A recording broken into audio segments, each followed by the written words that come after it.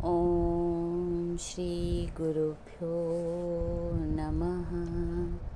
श्रीमद् भगवत गीता के श्लोकों के क्रम में आज का श्लोक है अध्याय 6 का 46वां श्लोक।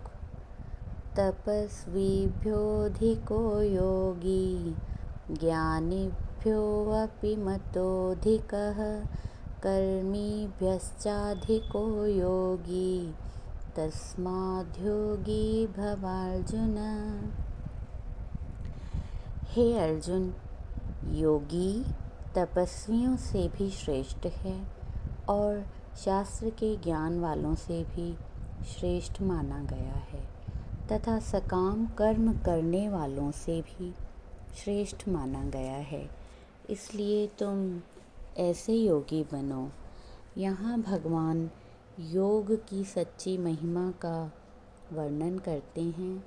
इस अध्याय में भगवान ने योग का संपूर्ण वर्णन किया है और निश्चय कराया है कि जिसने थोड़ा भी योग किया है और अचानक शरीर छूट गया है, तब भी स्वर्ग के अनेक सुख भोगकर, पूर्व संस्कार लेकर, फिर से जन्म लेकर उसी रास्ते पर आगे बढ़कर वह सिद्धि प्राप्त करता है। सभी मानसिक रोगों के लिए भगवान ने योग की चिकित्सा बताई है। पतंजलि ऋषि ने भी भारी कृपा करके योग शास्त्र की रचना की, जिससे लाखों लोगों का कल्याण हुआ है और होता रहेगा। इसी प्रकार भगवान धन्वंतरि ने शारीरिक बीमारियों के लिए चिकित्सा शास्त्र की रचना की है, जिसमें शरीर की प्रत्येक बीमारी के लिए औषधि लिखी हुई है और सभी औषधियों का क्रम उसमें दिया हुआ है। औषधियाँ एक ही प्रकार की हैं, केवल भिन्न भिन्न देशों की भाषा अनुकूल भिन्न भिन्न ढंग से तैयार की जाती हैं। सनातन धर्म के एक उच्च कोटि के विद्वान और प्रचारक स्वामी दयानंद जी ने एक ग्रंथ की रचना की है, जो 6 भागों में है, जिसमें योग और ज्ञान बड़ी बारीकी से समझाया गया है। उनकी यह विचारधारा है कि योग साधना के सिवाय ज्ञान प्राप्त करना कठिन है। बड़े बड़े महात्माओं के अनुभवों से भी यह सिद्ध होता है कि मन का प्राणों से बहुत करीबी संबंध है। श्वासों से ध्यान किया जाएगा तो मन तुरंत स्थिर हो जाएगा। योग के अतिरिक्त दूसरे प्रकार से भी मन स्थिर हो सकता है, किंतु धीरे धीरे। इसीलिए योग मार्ग सबसे उत्तम कोटि का माना गया है और भगवान ने भी यही बताया है। इस श्लोक में ज्ञान का अर्थ विद्या अथवा परोक्ष ज्ञान है, न कि आत्मज्ञान या अपरोक्ष ज्ञान, जिसको पाने के लिए योग किया जाता है। भगवान का कहना है कि आग जलाकर बैठना, पानी में ठहरना, लोहे की छड़ों पर बैठना, वृक्षों पे लटकना या दान पुण्य यज्ञ तीर्थ स्नान से भी योग की ऊंची पदवी है और यह योग प्रत्येक मनुष्य कर सकता है। विद्या अभ्यास से भी योग उत्तम है, क्योंकि योग से अंतःकरण शुद्ध होता है और मन का परमात्मा से एकीकरण होता है, जिसके कारण अंतःकरण की अशुद्धियाँ और पापों का प्रभाव दूर हो जाता है और हृदय में प्रकाश होता है। वेदों शास्त्रों के पढ़ने से तो यह ज्ञान होता है कि ईश्वर सर्वव्यापी सच्चित आनंद रूप है, किंतु उस ईश्वर को ढूंढने का एक ही मार्ग है, योग। किसी पहाड़ के हिस्से में हीरे जवाहर हैं, इस बात को सुनना परोक्ष ज्ञान है। जब उस पहाड़ को खोदकर हीरे जवाहर प्राप्त किए जाते हैं तो यह हुआ अपरोक्ष ज्ञान। इसी प्रकार योग द्वारा ईश्वर का दर्शन किया जाता है। यही आत्मा का अपरोक्ष ज्ञान हुआ। ऊंची कोटि की विद्या प्राप्त करना, वेदों, पुराणों और शास्त्रों का अभ्यास करना भी अच्छा कार्य है, परंतु यदि किसी अनपढ़ को गुरु की कृपा से योग का ज्ञान मिल जाए तो वह भी ऊंचा पद प्राप्त कर सकता है। गुरु अंगद को गुरु नानक ने केवल नाम का उपदेश किया। मंत्र का जाप करके वह गुरु के पद के योग्य बने। उनकी ऊंची विद्या लेने और वेद पुराण पढ़ने के बारे में कहीं लिखा हुआ नहीं है।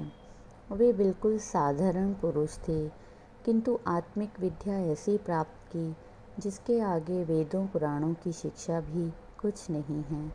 सभी वेदों पुराणों की शिक्षा का उन्हें अनुभव हो गया। इसी प्रकार सभी गुरुओं के बारे में इतिहास का यह कथन है कि उन्होंने कोई विद्या प्राप्त नहीं की थी, किंतु सच्चा अभ्यास करके इस पद को प्राप्त हुए। विद्या का निषेध नहीं किया जाता, किंतु आत्मिक उन्नति के लिए ब्रह्म विद्या की आवश्यकता है, जो एक अनपढ़ मनुष्य भी प्राप्त कर सकता है। साधारण विद्या वाले तो ऐसे हैं जैसे कोई पानी से मक्खन निकालना चाहे।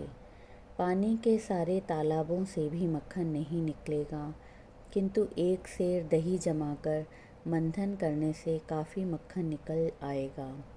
योगाभ्यास दूध मंथन के बराबर है। धर्म अधर्म को पहचानने के लिए विद्या की आवश्यकता है, किंतु उसके साथ भक्ति अथवा योगाभ्यास भी अवश्य करना चाहिए। अति सुंदर कुलीन चतुर मुख ज्ञानी धनवंत, मृतक कहिए नानका, जिस प्रीत नहीं भगवंत। योग का अर्थ है मिलना, एक हो जाना। प्रेम के सिवाय एक होना कठिन है। जिसे परमात्मा के प्रति सच्चा प्रेम, श्रद्धा, विश्वास नहीं है, वह योग कर नहीं सकता। तबाबत डॉक्टरी की किन्हीं पुस्तकों में दूसरी बीमारियों के साथ प्रेम की बीमारी का भी वर्णन किया हुआ है और उसकी भी चिकित्सा है। केवल प्रेमी को प्रियतम का मिलना, उससे वह मिलेगा तो प्रेमी ठीक हो जाएगा, नहीं तो वह कमज़ोर होकर पीला पड़ जाएगा। जिनको प्रभु से सच्चा प्रेम है वे ही दृढ़ता से योग करते हैं, और जब तक उन्हें दर्शन की प्राप्ति नहीं होती तब तक उन्हें शांति नहीं मिलती। योग के सिवाय आत्मदर्शन नहीं हो सकता। प्रीतम के प्यार में रहने को योग कहा जाता है। शारीरिक तपस्या करने से कभी मन बिगड़ जाता है, पहले से भी अधिक स्थूल हो जाता है। कभी कभी शुद्धि भी होती है, लेकिन योग जितनी नहीं। कोई कोई सच्ची तपस्या करते हैं, जैसे पार्वती ने शंकर को अपना पति बनाने के लिए की थी। उनकी यह पवित्र कामना थी। ध्रुव भक्त ने भी अटल राज्य और भगवत दर्शन के लिए तपस्या की। इस प्रकार की तपस्या से भी मन की शुद्धि होती है, किंतु योग से शीघ्र होती है। कुछ ऐसे पुरुष हैं जिनके पास 10-15 अनुभवी नुस्खे हैं। उनको इतना अभ्यास है कि बड़े बड़े डॉक्टर उनके पीछे लगे रहते हैं कि 2-4 नुस्खे हमें भी मिल जाएं तो अच्छा। भले ही वे पढ़े लिखे नहीं हों, लेकिन वे नुस्खे उन्हें ऊंची पदवी दे देते हैं। इसी प्रकार योग्य गुरु से योग का सीखना अनुभवी नुस्खे के समान है, जो सब बीमारियां शीघ्र दूर कर देता है। अतः कर्मकांड से योग श्रेष्ठ माना गया है। शुभ कर्म भी इसीलिए किए जाते हैं कि पूर्ण गुरु की प्राप्ति हो, जो मार्गदर्शन करे। जैसे किसी मकान में ऊपर तक पहुंचने के लिए सीढ़ी की आवश्यकता है, किंतु सीढ़ी का मूल्य मकान के आगे तुच्छ है। जो ऊपर पहुंच गया है उसके लिए सीढ़ी की क्या आवश्यकता है। इस प्रकार जिन्होंने योग प्राप्त किया है उनके लिए शारीरिक तपस्या, विद्या अथवा दूसरे कर्म तुच्छ हैं। इसलिए भगवान ने योग की भारी महिमा बताई है। ओम शांति शांति शांति।